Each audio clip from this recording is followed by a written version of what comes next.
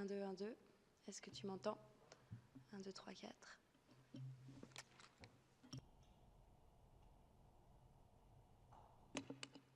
1, 2, 3, 4. 5, 6, 7, 8.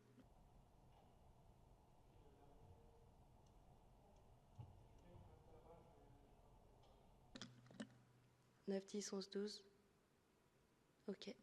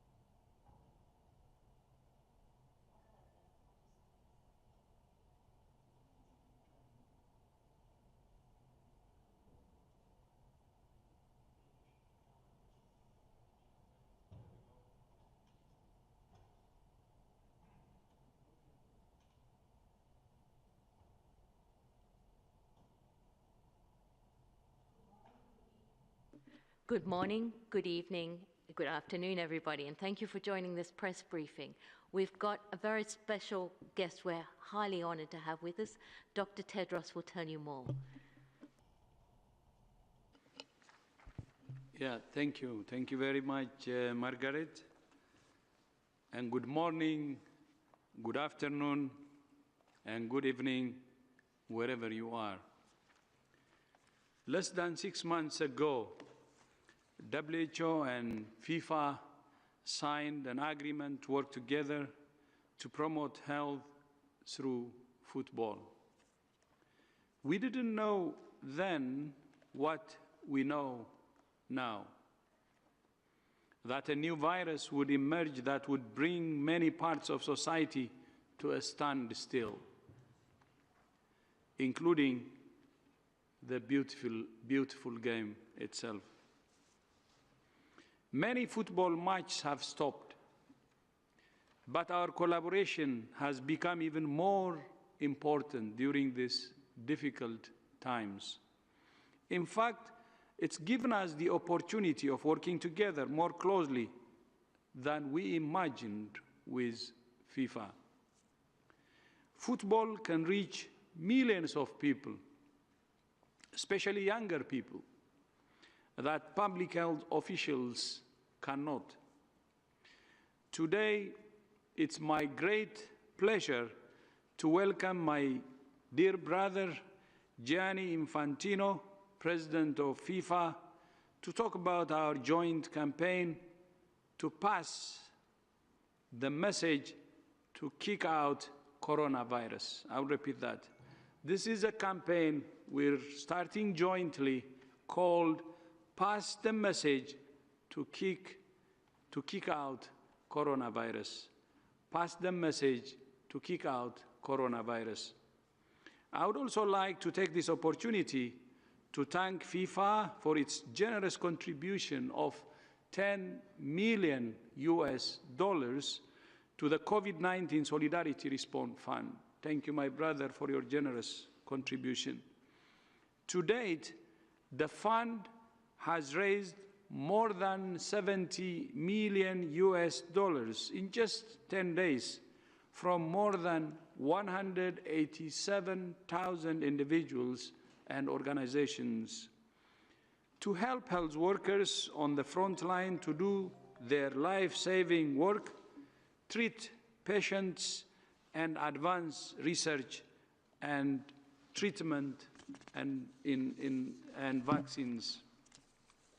I would also like to thank TikTok for its contribution of additional $10 million, and for its valuable support in helping to reach its large young audience with reliable health information. Speaking of which, our new WhatsApp health alert, I will repeat this, speaking of which, our new WhatsApp health alert has now attracted 10 million users since we launched it last Friday. This is just in 4 days, delivering reliable health information directly to their mobile phones. Details on how to sign up are on the front page of our website. The Arabic, French, and Spanish versions will be launched this week.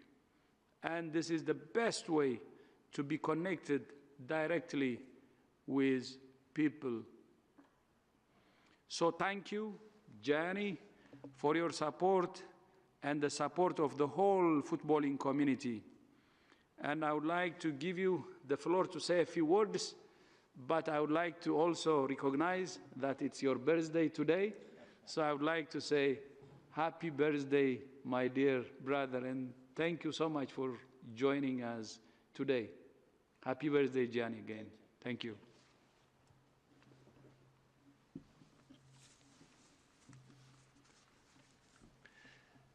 Well, thank you very much to my dear brother Tedros, Dr. Tedros. Thank you. My heartfelt thanks for the opportunity to be here at the WHO today. First, and foremost, I would like to express our deepest condolences, of course, to all the families of those who have lost their lives across the world as victims of the coronavirus. I would also like to thank everyone, especially those involved in the medical profession, who continue to put the lives of others in front of their own in fighting this disease. We are all in their debt, and their example should encourage us to follow the advice that we are given. So now regarding the campaign, dear Tedros, dear friends, football means so much to billions of people around the world. So it is clear to me that we have to show leadership and solidarity in these difficult days. When you announced, dear Tedros, on a Thursday afternoon at 5 o'clock that this was a pandemic, on the Friday at 9 o'clock I was in your office asking you, how can football help? What can we do? So we have to get the message across the world, and football wants to help. This campaign actually came to us. We didn't need to go looking for it. There are no actors in this campaign, just the players themselves, and they all want to highlight the advice that is provided to all of us, to all of them, by the WHO. For that, I would like to thank all these football players, all the legends who are part of this campaign, for making it possible. And actually, the FIFA teams, dear Tedros, includes, of course, the greatest footballers in the world, but also our 211 member countries and the 6 continental confederations. Together, we are going to roll out this campaign in the next days in videos, in graphics, and in many languages, so we can really pass the message to kick out coronavirus. Well, I think that this virus has shown to all of us 2 things. One is how vulnerable we are, and the other, how global the world has become. Exceptional situations require exceptional measures, and global problems require global solutions. We have to make sure that we recover from this by bringing the entire world together as one and reminding everyone that we are all one kind, the human kind. We have to prove that we are capable of extraordinary global acts of solidarity all together, because health comes first. Everything else comes after. So now we have to be strong. We have to follow the guidance of the WHO, of our governments, and after we'll have to rebuild our relations, maybe and hopefully with more solidarity and understanding for each other. Football is ready to play its part on that, and we are here for that. And I'm sure of one thing, that like in football, by acting together with determination, discipline, and teamwork, we will win. Thank you. Thank you, thank you. Grazie mille, fratello. Grazie mille, Gianni. Prego. And now I would like to call Alison Becker, our ambassador, WHO ambassador, who is online, you know, the best goalkeeper, and he plays for Liverpool, and he's from Brazil. Obrigado, Alison, for joining us, and the floor is yours. Please.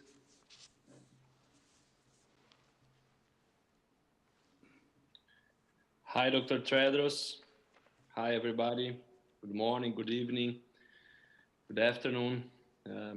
Mr. Gianni, first of all, happy birthday for you. I would like to say that this is a great opportunity for me to be together with you, being part of this movement that is starting now, that is starting today. Pass the message to kick out the coronavirus. We football players, we used to act together. We used to work together, to train together. I know now in this tough moment, tough times, everybody have changed the life for something, so for staying home, cannot going out, cannot go into the work. In my case, I'm not able to be together with my colleagues, with my teammates, to do what I love, what is my passion. I was made for playing football, and now, because of these tough times, we are not able to do that, to bring happiness for the people through football. But we also understand that is necessary. It's necessary to stay home. It's necessary to think on the next, to be solidarity. I think in this moment, I believe in this moment, we have to put our solidarity out. It's the moment that we have to put our passion out and think on the next. And I am glad to participate of this movement, because the people need the right information. It's necessary in these moments that we have the right information, and also that we follow the right information. So I would like to say for the people, follow the information from the local authorities, try to follow the information from WHO. We can trust on them, we can trust that is the right thing to do. And we understand also that health comes first in this moment. It's time, like in football, to have a teamwork. Everybody doing their own job, that includes to be safe, to be at home, to follow the advices. For example, washing hands properly, from keeping distance from the people. But we can't forget that we need now to work as a team. So I would like to show my support for pass the message to kick out coronavirus, and say to you, thank you for for letting me participate of this movement now that is tough times. And we also need to trust in ourselves, trust in the human capacity to go through adversities. It's not the first time in our lives that we need to overcome from something bad. But now we need the participation from everybody. So I would like again to say thank you. Thank you, Dr. Tedros, and thank you, Gianni. So my little Portuguese, muito obrigado, meu irmão. I hope that's the right one. Obrigado, my brother. Thank you, Alison. Thank you for being our ambassador. Obrigado. Please pass my greetings to your wife also. You both, as a partner, as a pair, are helping us as ambassadors. So thank you so much. Good to hear from you today, and look forward also to hear from Natalia some other time. So thank you so much again. Thank you, Gianni, my dear brother. Grazie mille. 100 anni, or 500 anni. Thank you. I would now like to continue with the rest of my remarks on the COVID-19 pandemic. More than 300,000 cases of COVID-19 have now been reported to WHO from almost every country in the world. That's heartbreaking. The pandemic is accelerating. It took 67 days from the first reported case to reach the first 100,000 cases. 11 days for the second 100,000 cases. And just 4 days for the third 100,000 cases. You can see how the virus is accelerating. But we're not prisoners to statistics. We're not helpless bystanders. We can change the trajectory of this pandemic. Numbers matter because they're not just numbers.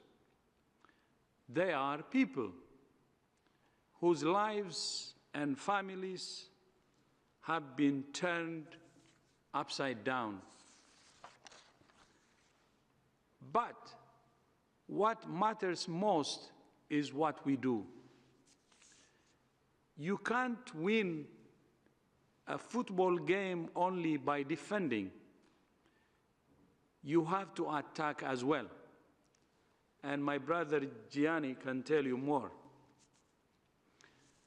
Asking people to stay at home and other physical distancing measures are an important way of slowing down the spread of the virus and buying time. But they are defensive measures that will not help us to win.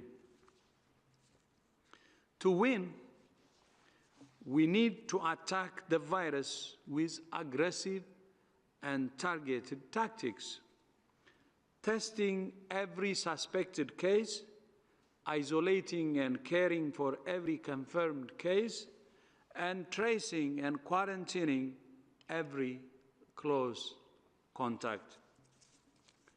We recognize that some countries are struggling with the capacity to carry out these offensive measures. Several countries have shown that mobilizing resources internally from less affected regions is one way to increase capacity and help the overwhelmed health system in some regions. We are also grateful that several countries have sent emergency medical teams to care for patients and train health workers in other countries that need support. This is an incredible example of international solidarity. But it's not an accident. WHO has been working with countries for years to build a network of emergency medical teams for exactly this eventuality, to provide surge capacity of high-quality health professionals who can be deployed to care for patients and save lives. And I would like to use this opportunity to thank all countries who have contributed their emergency medical teams to support other countries. Health workers can only do their jobs effectively when they can do their jobs safely. We continue to hear alarming reports from around the world of large numbers of infections among health workers. Even if we do everything else right,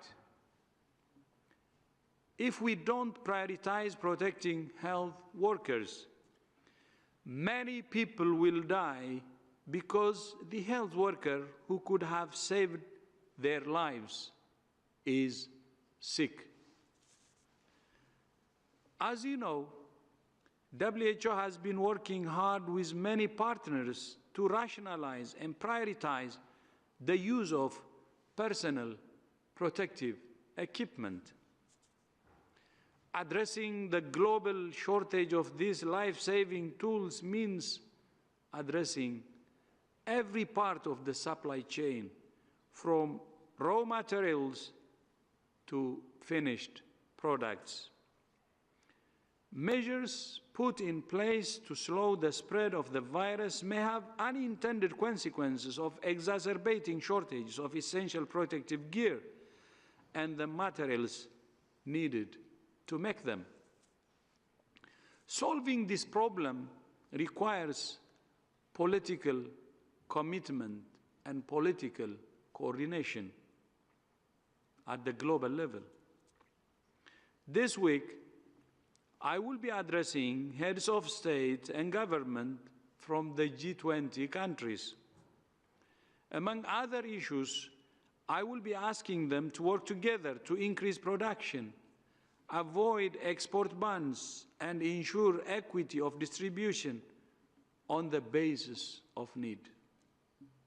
We need unity in the G20 countries who have more than 80% of the global GDP. Commitment, political commitment at the G20 level means a very strong solidarity that can help us to move forward and fight this pandemic in the strongest terms possible.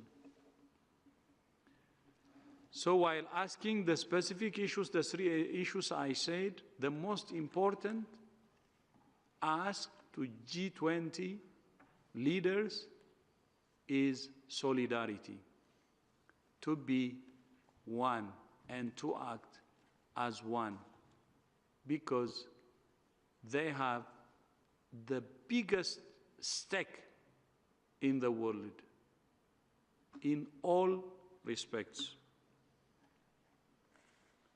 We also recognize that there is a desperate need for effective therapeutics.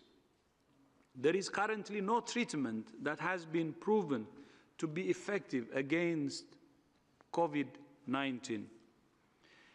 It's great to see the level of energy now being directed to research and development against COVID-19. Small observational and non-randomized studies will not give us the answers we need. Using untested medicines without the right evidence could raise false hope and even do more harm than good and cause a shortage of essential medicines that are needed to treat other diseases. That's why WHO has launched the Solidarity Trial to generate robust, high-quality evidence as fast as possible. I'm glad that many countries have joined the Solidarity Trial. That will help us to move with speed and volume. The more countries that sign up the Solidarity Trial and other large studies, the faster we will get results on which drugs work and the more lives we will be able to save. Through Solidarity Trial, we will move faster and we will do bigger. And of course, with good quality. Faster, bigger, and good quality. So I would like to end by reminding everyone that although COVID-19 is dominating the world's attention, there is another respiratory disease that's both preventable and treatable, but which kills 1.5 million people every year. And that disease is the old-timer tuberculosis. As you know, tomorrow is World TB Day, an opportunity to remind world leaders of the commitments they have made to end the suffering and death caused by this ancient and terrible disease. The world is rightly responding to COVID-19 with urgency and purpose. We call on the global community to harness that same urgency and purpose for the fight against tuberculosis and for a healthier, safer, fairer world for everyone. The rule of the game to kick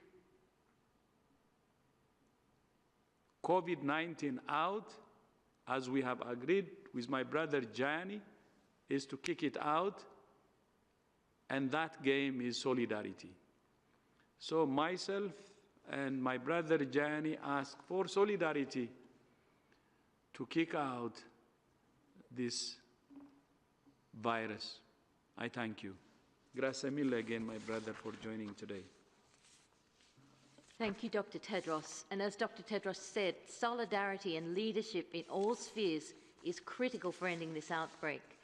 And that is exactly what the football legends involved in this are doing, leading the way. We have a video now which will show you exactly what that means.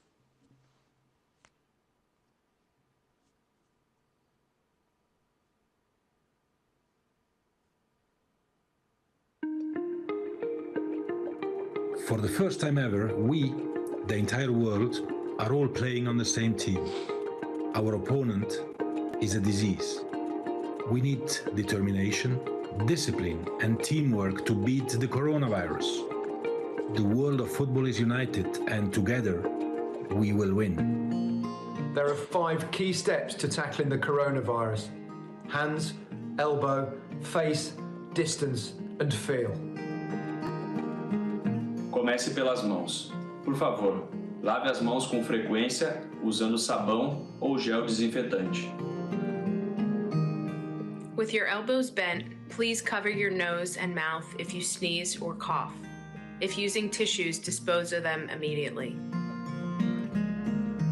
Respecto a la cara, evita tocarte tus ojos, nariz y boca, así puedes evitar que el virus entre en tu cuerpo. 保持距离，对于人与人的交往而言，要保持一定的距离。对于有咳嗽等症状的人来说，更要保持在1.5米以上的距离，要学会避让、躲开。Si vous vous sentez mal, restez chez vous et suivez scrupuleusement les consignes des autorités sanitaires.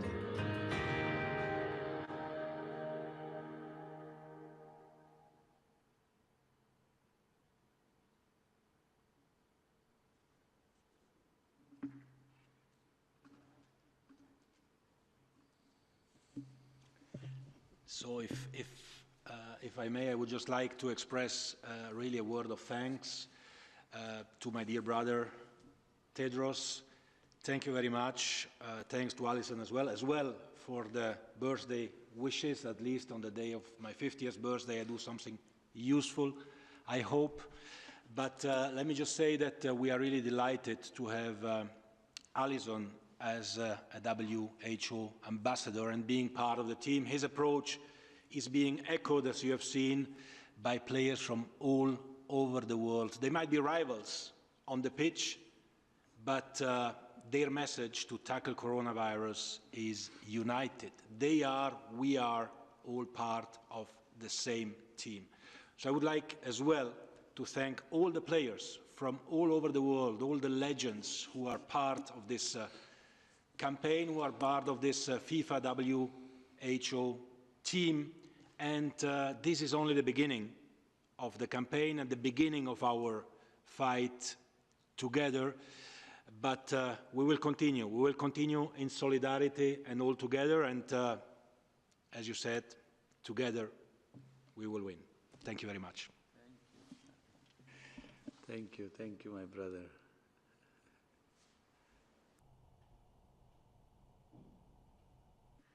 So now we move on to the second half. I don't have a whistle, but now I can open the meeting, the briefing for questions.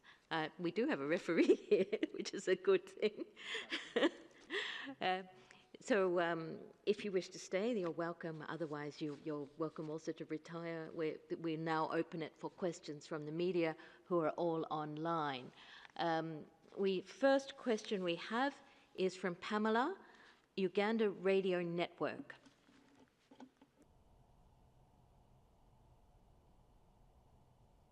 Pamela, Uganda Radio Network, you have the floor. Can you hear me?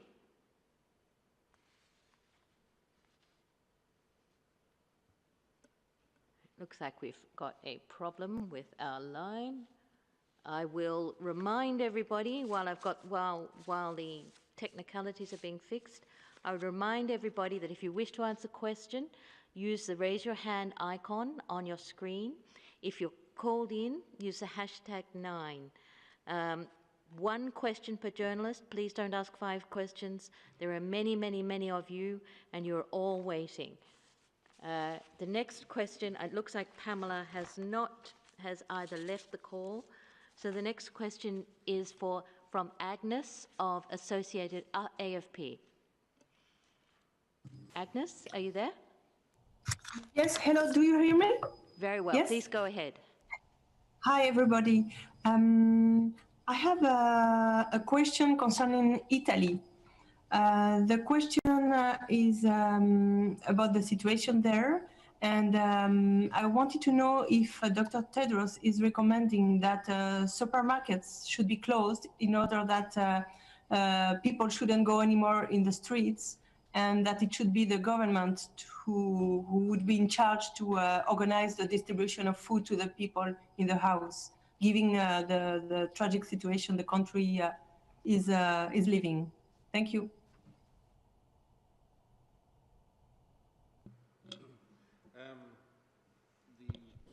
Good afternoon. From WHO's perspective, this is clearly a decision for national and local public health authorities. They have to obviously make decisions based on what they see on the ground. I mean, in most situations, people have been able to visit local supermarkets with proper spacing and distancing. Many have used limited access and only allowing a certain number of people to visit at one time. So the arrangements are really dependent on the local transmission situation and are really up to local authorities to decide how best to manage the physical distancing issue. If supermarkets are closed, then obviously there's a major logistics issue on how to actually get food to people. So each government must make that decision on their abilities to replace that service should that service need to be curtailed. So we would very much leave that to Italian authorities to make that decision. Thank you, Dr. Ryan. I should have said we have our top team here, as usual, Dr. Ryan and Dr. Van Kerkhove, as well as our Director General, Dr. Tedros. The next question comes from Michael from CNN. Michael, are you there? I'm here. Can you hear me? Go ahead, please. Thank you for taking my call. Michael Bausick, I'm a contributor to CNN Opinion. I'm dialing in from British Columbia in Canada, where we've now reached 424 cases, somewhere between the numbers in Hong Kong and Singapore.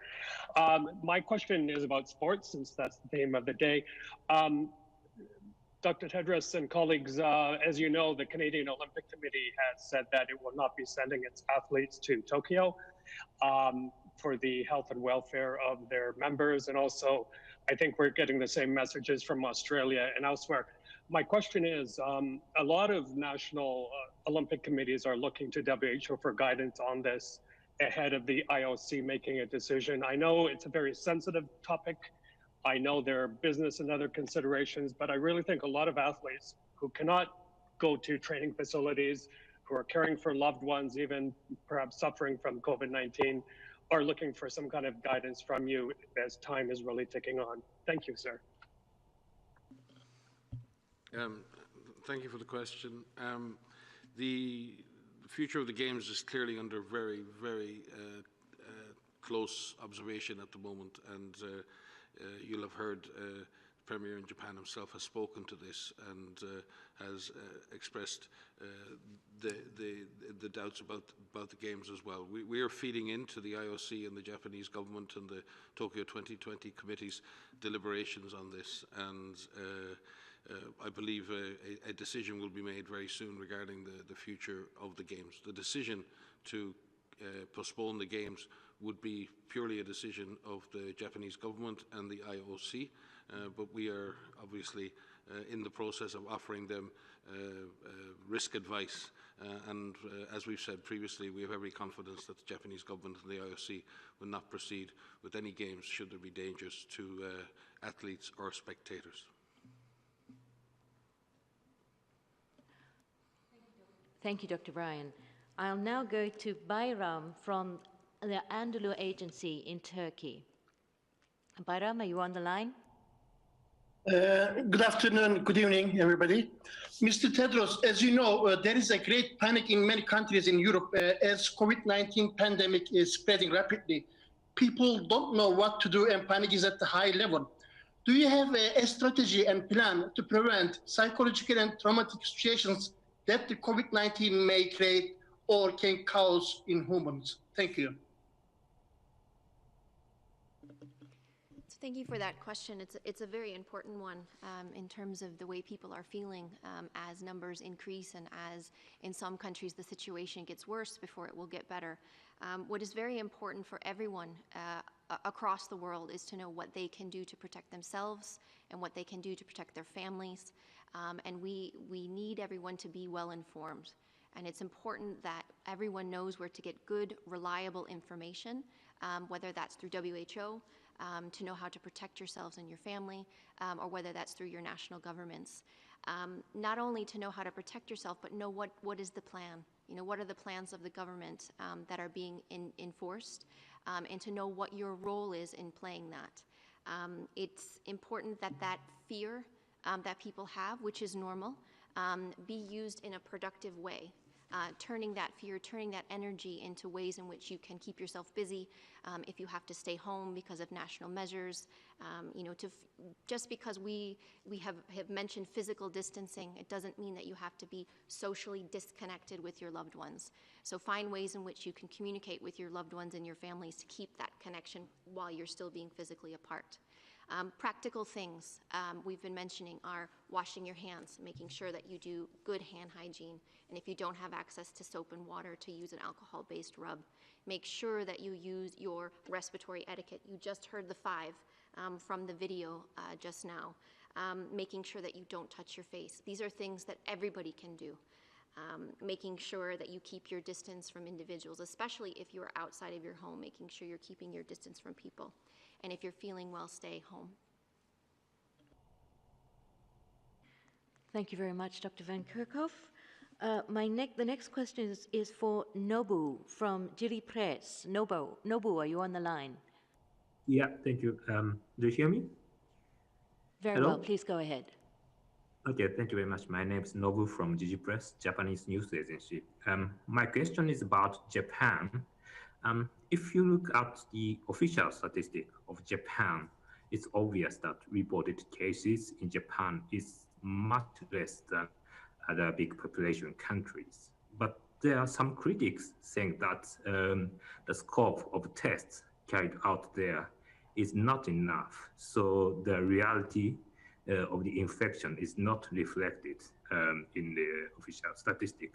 But on the other hand, the hospitals or clinics in Japan are not overloaded, so there are not so many patients with suspicious symptoms. So I'm a bit confused if Japan is doing well in containing the virus, or what we are seeing is just a tip of iceberg of the much bigger infection. So what's your view on this topic? Thank you very much.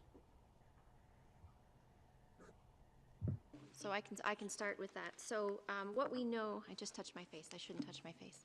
What we know works in countries is countries' aggressive actions in terms of finding cases, testing those cases, isolating those cases, treating them. and making sure that there is comprehensive contact tracing. And we have seen that in Japan, and we've seen that in a number of countries. We know that when contacts are identified, if they are quarantined and then followed so that they are tested if they develop symptoms, we know that that is a very effective way in which we can prevent onward transmission. We know that mobilizing your population and getting your population to be involved in this response, performing all of these actions of personal measures and hand hygiene and respiratory etiquette, staying home when necessary, we know that that works. But testing is a key part of the strategy globally. And you've heard the Director General emphasize, and you've heard Mike and I emphasize the need to do testing and to do this strategically, making sure you're focusing on your suspect cases and that you're testing your contacts who develop symptoms. These are fundamental actions that need to be part of a comprehensive approach all countries need to take to tackle this virus. And we have seen in several countries the effectiveness of these measures in terms of a reduction in cases. We've also seen in a number of countries they're looking for additional cases through existing respiratory disease systems. For example, looking at their ILI or their influenza-like illness surveillance systems that have been established for influenza. Several countries are looking at those individuals who have respiratory disease who show up through those those surveillance systems to test for COVID-19 to see if the virus is circulating. And we're gaining good insight from those countries to find out how many of those are positive, and it seems to be low in several countries that are doing this. So it's a comprehensive approach that we need all countries to take, outlining through testing, case identification, contact tracing, making sure these public health measures, these physical distancing measures, strong government leadership, and all of government approach have been successful in reducing transmission in several countries. And now we have Pamela managed to send us her question by text. This is Pamela from Uganda. She's got an excellent question. She wants to know, with the increase in cases on the African continent, would you say that Africa is prepared to fight this disease, especially in terms of equipment?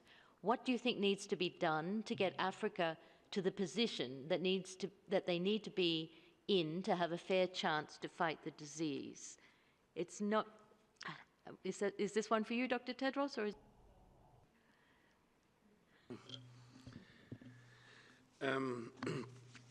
I think we've seen the evidence in this pandemic thus far that no one has been quite ready to deal with this disease, and countries in Africa are in no different a situation, and some in a more precarious situation. Having said that, countries in Africa have a long history and a very recent history of dealing with large-scale epidemics. We've seen many countries in Africa deal with large-scale cholera outbreaks over the last couple of years, deal with Lassa fever, deal with measles, deal with meningitis, deal with multiple outbreaks of Ebola. In my more than 25 years responding to outbreaks, I have found African countries, and particularly communities in Africa, to be exceptionally resilient, hugely creative, and capable of mounting responses right from the community level up. Clearly, we need strong governance. We need strong, integrated government leadership. The UN system is fully activated to support countries in Africa in preparation.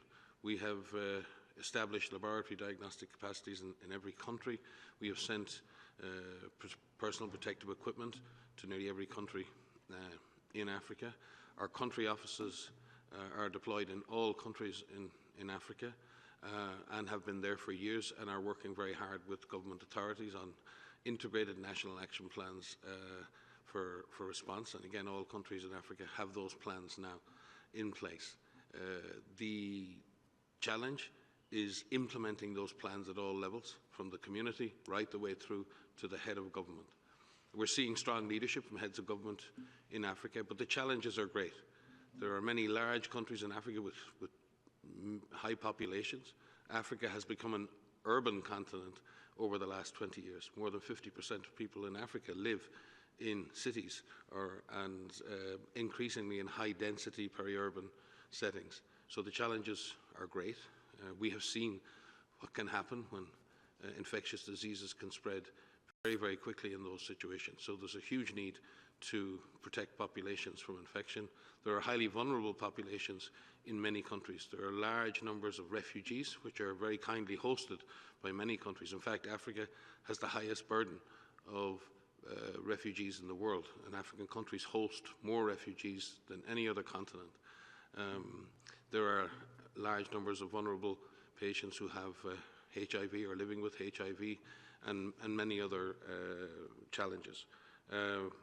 But Africa is strong, and with good leadership, with rapid implementation, we can save lives too. And I have every faith that African leaders are doing everything possible to prepare their countries for this disease and reacting. And the United Nations system and the World Health Organization are there with them to stand and fight. Yeah, thank you. Thank you. Mike had already said most of it. Just would like to add a few words. With many of countries in Africa, there is alignment between WHO and African countries. One, we're very encouraged to see that many countries are following the whole of government and whole of society approach. And with strong political commitment at the highest level and mobilizing all sectors, because this is not about one sector, or it's not about the health sector, it's about all sectors. And the whole government should act in unison. And that's one. And then on the technical side, we're also very encouraged that many countries in Africa are testing, although they have meager resources. From testing, they're moving into identifying contacts of confirmed cases and at the same time isolating. And this is what we have been proposing and advising many countries. And I hope this will help many countries from Africa to cut the problem from the bud. So that's what we would like to encourage them to continue to do. Political commitment at the highest level and having a political commitment that mobilizes all sectors, and at the same time, from testing to contact tracing and isolating, continue to do what they're doing. And that will really help to suppress and ultimately control the pandemic in the continent. Of course, the number of cases in the African continent is still small, but that doesn't mean that it will continue the same way. It may change, but the approach you're using can help in suppressing and controlling it. And what we're saying from WHO side is to continue to do the same, but more aggressively, and more aggressively hoping, expecting that this could get even, the problem could get larger. Thank you. Thank you, Dr. Tedros. We're running out of time, so I'd really ask all the questioners to try to keep your questions short to give other people a chance. Now, the next journalist on the line is Pranay from ABP News in India. Pranay, are you on the line? Yeah, I am online. And my question is to panel that, India is seeing the surge of the cases right now. You pointed out about the aggressive testing and the aggressive strategy in this match against coronavirus. How do you suggest, and what is the WHO's observation about the situation in India? And there is a shortage of kits. So how WHO is going to help the second most populous country on earth?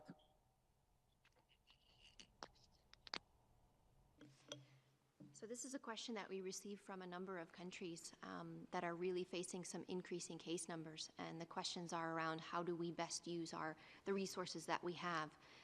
So we've been very clear in our messaging that, to fight this, we really need to find all of the cases. We need to know where the virus is so that we can tailor our approach to the areas that need it most. And to do so, we need to find the cases. So we need to be testing the suspect cases and testing those contacts who develop symptoms. When the situation gets when the outbreaks become large and resources become limited, we have recently put out some guidance around how to make some choices about where testing can be used, first and foremost, to really understand where that outbreak is, to find patients who are most severe so that they can have treatment. And I wanted to, this binder here is our binder of guidance that we have put out, that we have developed. Our first package of guidance came out on the 10th of January, and since then we have been working across the globe with all of our member states, our regional offices, people working in labs, clinicians, IPC specialists, modelers, to try to tailor our guidance to best support countries according to the 4 Cs, according to if they have no cases, if they have sporadic cases, if they have clustering of cases, and if they're facing community transmission. And what we're trying to do through our guidance, and we need you to look at the guidance in full. Our press conferences are ways in which we can highlight some of these key aspects to our guidance, but the real detail is what's online. We know not everybody is going to read that, but those that do need to read that, who are taking decisions in countries, please look at that in full, because we have detailed information there that can provide and help you make decisions to make a tailored approach, all with the goal of suppressing transmission and ending these outbreaks. But there are some decisions that may need to be made in certain countries where resources are scarce. At the same time, we are working very hard with manufacturers who are developing test kits and the supplies, the supporting supplies, to be able to use those test kits. We are working with countries to increase the number of labs that can actually run these tests. So there's a multi-pronged approach in terms of how we can support countries through our regional offices and our country offices to build and increase that testing capacity. If I could just possibly add specifically on India. Obviously, India, like China, is a hugely populous country, and the future of this pandemic, to a greater extent, will be determined of what happens in very large, highly populated, densely populated countries. So it's really, really important that India continues to take aggressive action at the public health level and at the level of society to contain, control, suppress this disease and to save lives. India led the world in eradicating 2 silent killers, or eliminating them in the country. Smallpox, one of the greatest successes of mankind, a virus that killed more people on this planet than all the wars put together. India, through targeted public health intervention, ended that disease and gave a great gift to the world. India also eliminated polio, another silent killer, and did a tremendous job on surveillance and finding cases and vaccinating and doing all the things that need to be done. So India has tremendous capacities. All countries have tremendous capacities. When communities are mobilized, when civil society is mobilized, when, as the Director General says, heads of state and governments drive an all of society approach. There are no silver bullets here. There are no easy answers. If there were, we wouldn't be having to work so hard. We've got measures we can take now while we wait for other solutions, and we must take them now. So it's exceptionally important that countries like India lead the way and show the world what can be done, and do as they have done before. Show that aggressive, sustained public health action from community right the way through to head of state can have a profound effect on the trajectory and the outcome of this pandemic. Thank you, Dr. Ryan. The next person on the line is Peng Wei from the People's Daily. Peng Wei, are you on the line? Yes, thank you. Can you hear me? Very well. Please go ahead. Yeah, thank you.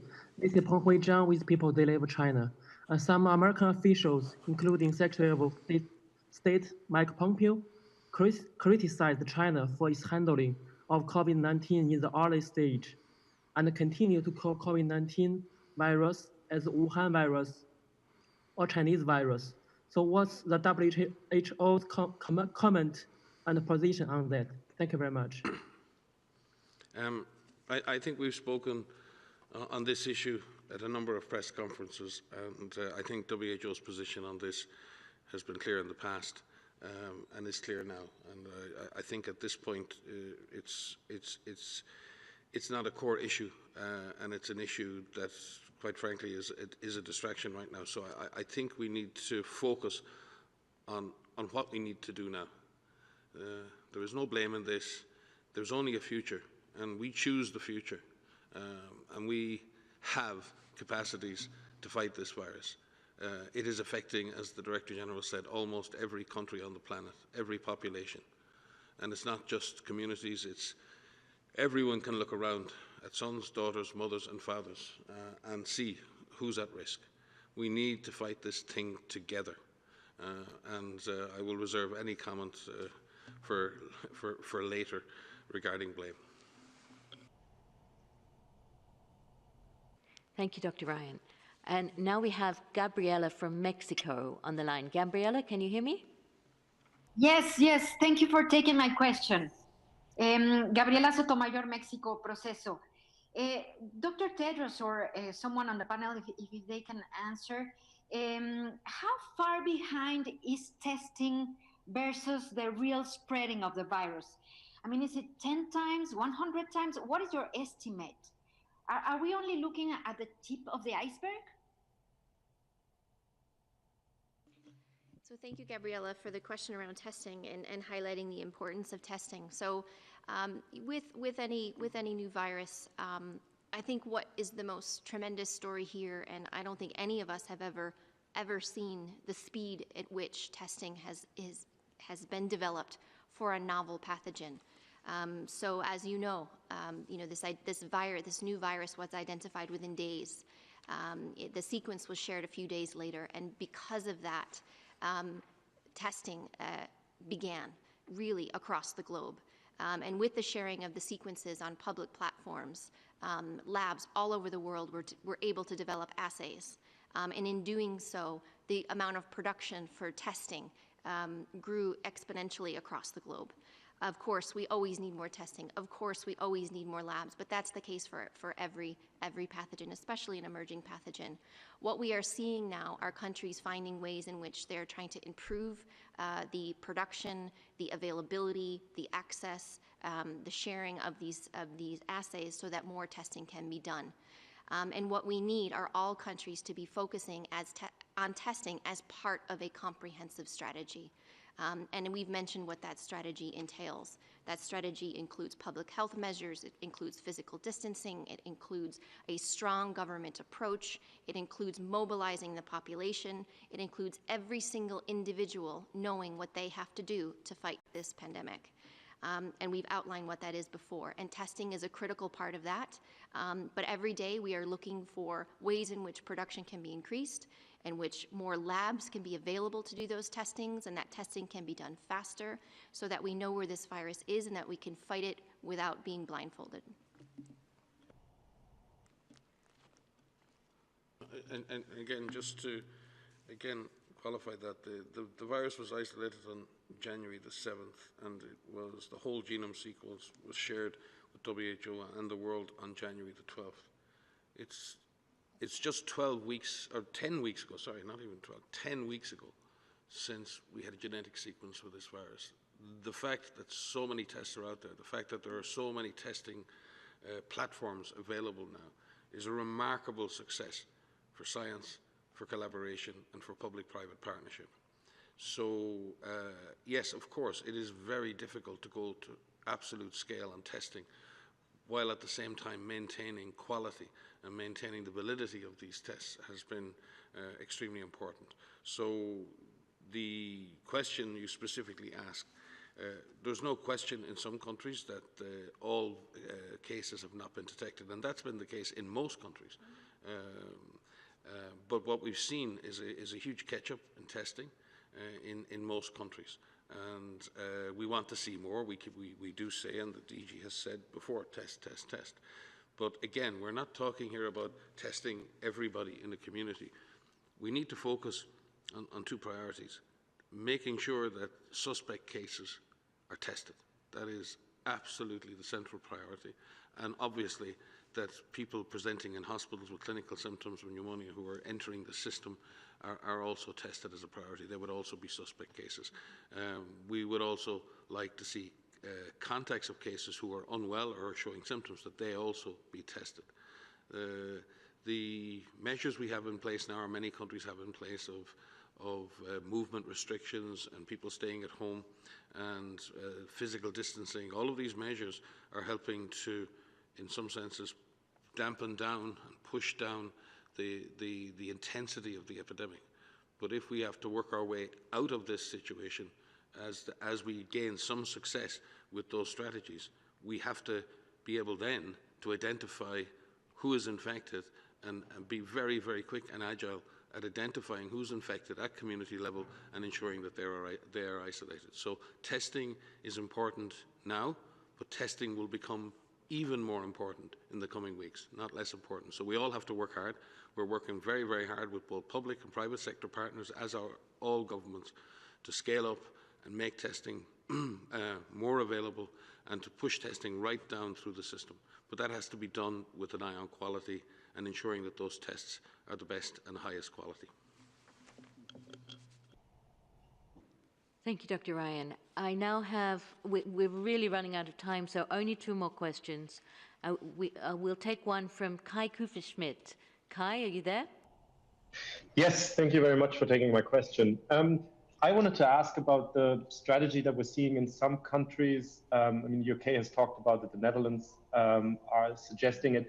And they're basically trying to find a balance between shutting everything down to suppress the virus and letting it spread at a very low level in order to have some semblance of normality. I'm curious whether the WHO, I mean, you know, you've talked very little about the end game because you're concentrating on what's happening now, but I'd really love you to address a little bit how you see the future, you know, for all of these countries that are in a shutdown now. How do you, you know, see this proceeding? Thanks, Guy. You are correct that this is a very, very important issue, because as so many countries around the world have gone into this mode of people staying at home, of movement restriction, countries are obviously and justifiably concerned of the social, psychological and economic impacts of those moves. Countries are doing their best to suppress infection and take pressure out of the epidemic and, more importantly, off the health system. But we do know that that is very difficult to sustain. And therefore, how are we going to turn that around? And the DG said it. How do we move from what is a defensive mode into an offensive mode? How do we move from trying to avoid the virus to actually going after the virus? We've seen this in Ebola, we've seen this in polio. There is a moment at which you have to step forward and go after the virus. In order to do that, and we've seen examples in places like Singapore and Korea where governments haven't had to shut everything down. They've been able to make tactical decisions regarding schools, tactical decisions regarding movements, and been able to move forward without some of the draconian measures. But they've only been able to do that because they've had another weapon, and the other weapon they've had is highly aggressive case finding, contact tracing, community surveillance, isolation of cases, quarantining of contacts, testing of contacts if they get sick.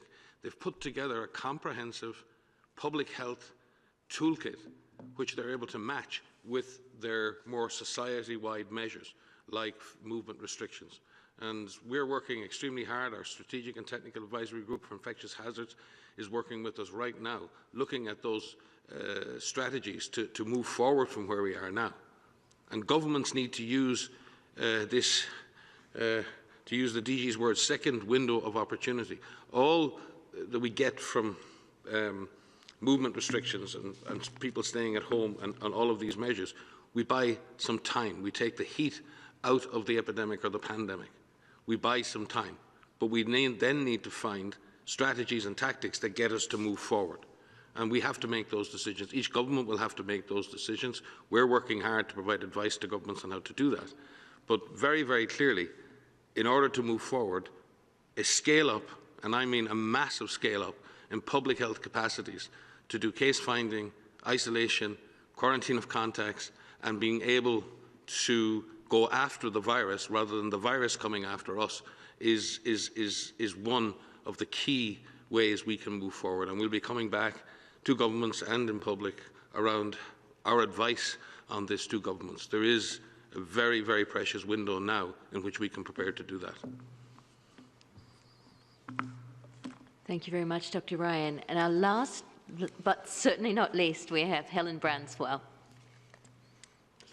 Oh, thank you very much for taking my question. This is probably for Maria. People are reporting a loss of a sense of smell. I don't know how frequently that's been seen. Can you give us any indication of whether that is actually a reliable marker of infection? Yes, so yes, we've seen quite a few reports now about people in the early stages of disease may lose the sense of smell, may lose the sense of taste. But this is something that we need to look into to really capture if this is one of the early signs and symptoms of COVID-19.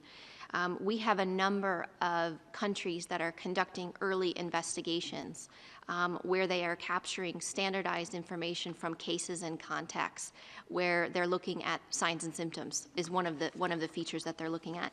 These early investigations, and we've published protocols on our website of how to conduct these, and we have over a dozen countries conducting these. It's called the first few X, the first few 100 cases. Where there's a systematic data collection using molecular testing, using serologic testing.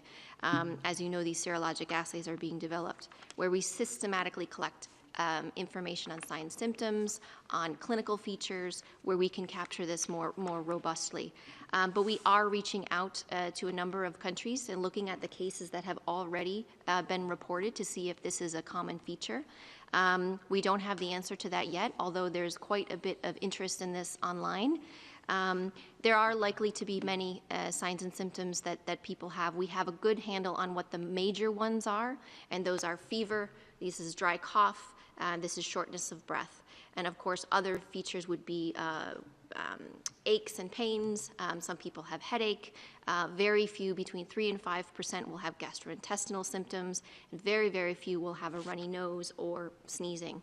And so a loss of smell or a loss of taste is something that we're looking into, and we're looking forward to the results of these early investigations that are being conducted by a number of countries so that we have a more evidence-based approach and we can add that to the list. Thanks. Thank you so much, Dr. Van Kerkhoff. We've unfortunately run out of time, but to all the people who didn't get their questions answered, please come to our website, www.who.int, or write to mediainquiries.who.int. We are working 24/7, and we will answer your queries. And the next press briefing is scheduled for Wednesday. And we've also taken note of those who did not get their questions answered. We will try to put you on top of the queue next time. Thank you so much for attending this press briefing. And be well, all of you.